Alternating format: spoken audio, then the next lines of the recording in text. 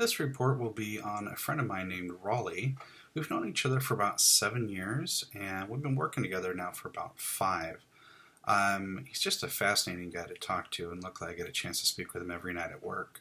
Raleigh is a Filipino. He came over here about 35 years ago or so, and has been working here and abroad ever since. Raleigh's an interesting guy to talk to about this subject. He doesn't honestly really seem to understand the concept of intersectionality. To him, a person is just who they are. The idea of thinking about himself broken into different parts was just a completely foreign concept to him. It kind of seems to be that it's a cultural thing, but I'm honestly not really sure. From what we've discussed, Raleigh doesn't really feel like he has a lack of privilege necessarily, but he does get very self conscious about his accent and his lack of formal education. He often compares himself to his two sons who've gone on to get their master's degrees and are now engineers.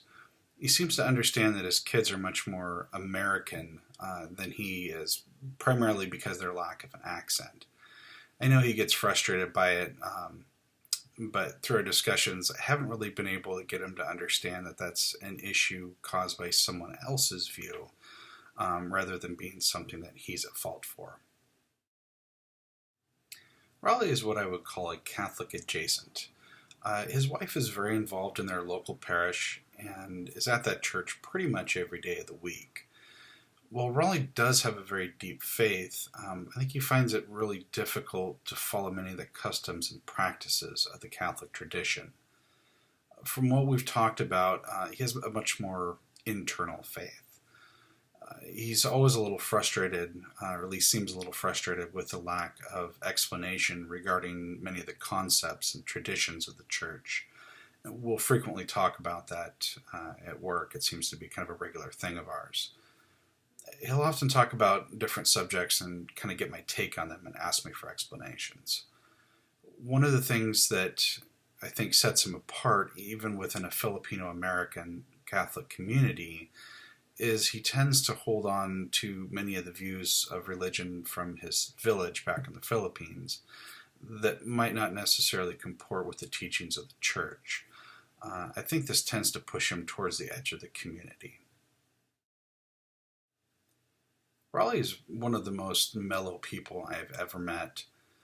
He lets most things just roll off his back. So when I talked to him about the idea of microaggressions, he just kind of shrugged it off, at least at first. After a while, though, he started to understand that it did affect him and his work performance. Raleigh is by far the most experienced and knowledgeable person we have in our shop. He's been doing the same profession for about 30 years and has been in his current job for almost 15. But our manager frequently makes comments about how she doesn't want people to train with him because of what she says, quote, language barriers. Yes, Raleigh has an accent. Is it that bad? No, it's not even remotely. There are also many times when she will refuse to ask him a question and instead will either come to me or another of our coworkers and ask him something. I know this bothers him more than anything, and it's really sad that our manager claims to really like him. Unfortunately, she can't really seem to get past the fact that he talks a little different than her.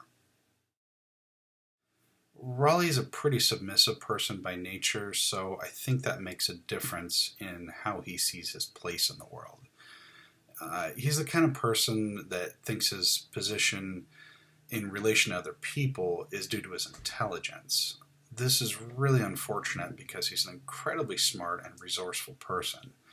But over the years, he's been cut down by people like his father and those like our manager who have told him in one way or another that he's not as smart as everyone else. This experience has been incredibly helpful for me in understanding my role, or my future role as a pastor. I've always had a hard time getting to know people due to my shyness, but working on this and this class in general has honestly been very helpful. I've been forced to engage with people and learn what makes them who they are. There are so many aspects that going into forming a person's identity that I honestly never really thought about before.